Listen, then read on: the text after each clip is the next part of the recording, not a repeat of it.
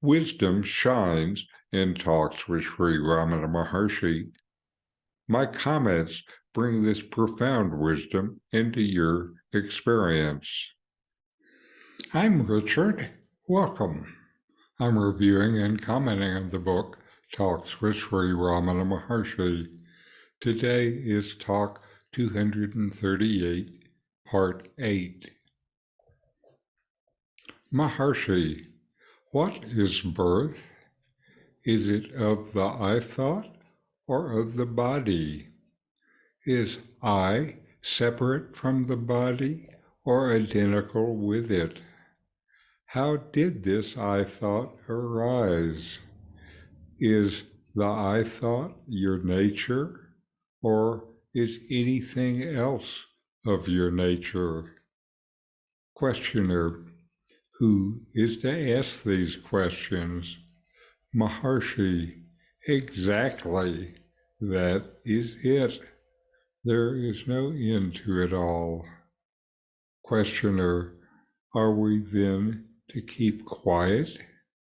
Maharshi, doubts cease to afflict when the confusion, moha, is surpassed.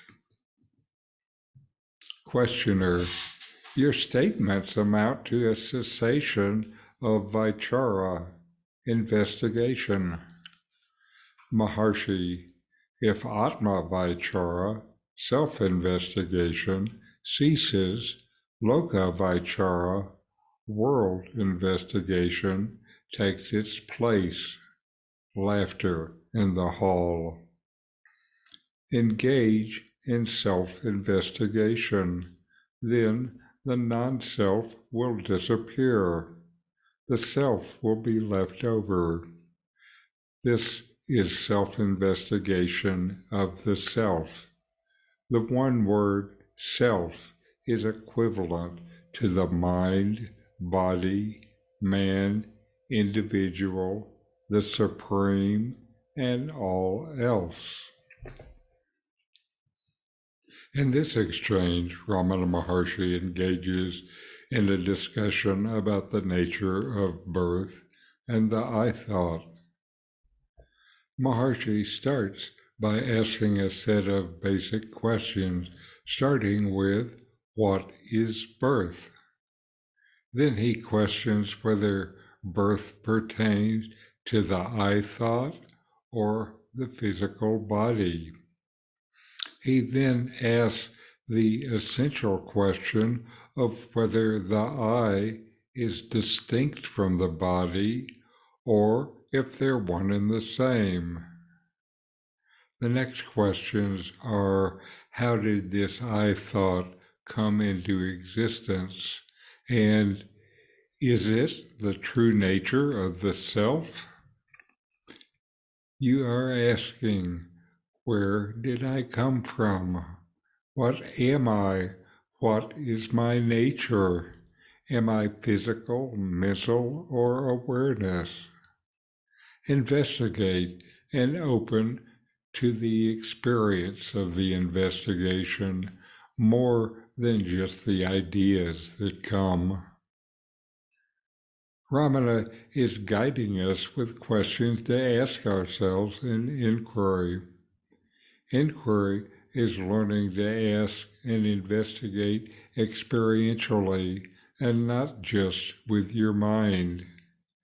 Being open to the experience is not limited to the ideas that rattle around in the mind.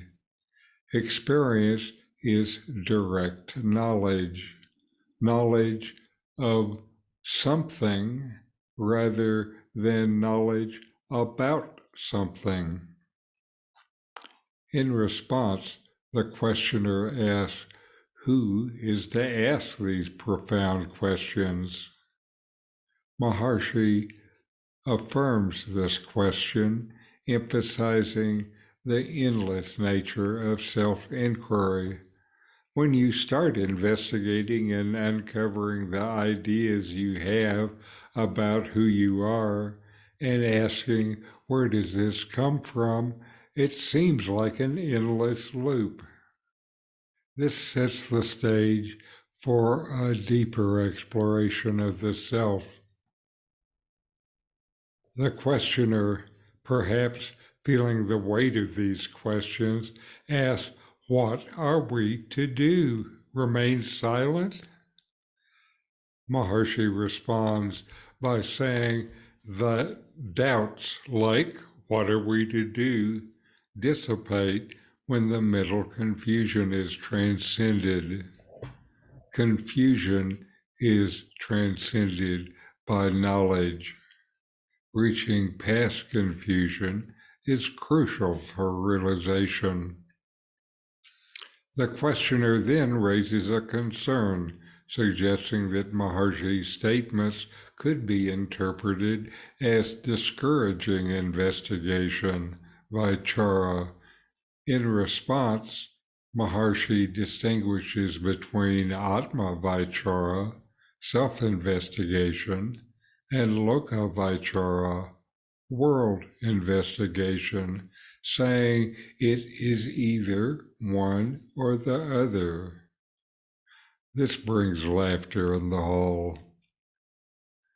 Maharshi encourages the disciple and you to persist in self-inquiry, assuring that when the focus is on the self, the non-self dissolves, leaving only the self behind. He unifies various terms, stating that the one word, self, encompasses the mind, body, individual, and even the supreme. This underscores the interconnected nature of all aspects of existence.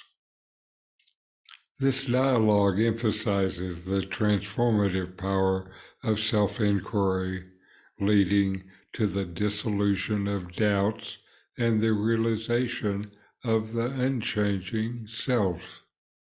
It highlights the importance of persisting in Atma Vichara to bring self-knowledge and a profound view of your own true nature.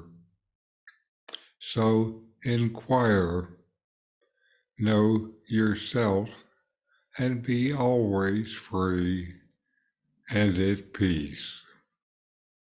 These videos bring Ramana's teachings into your direct experience. Click subscribe to see more.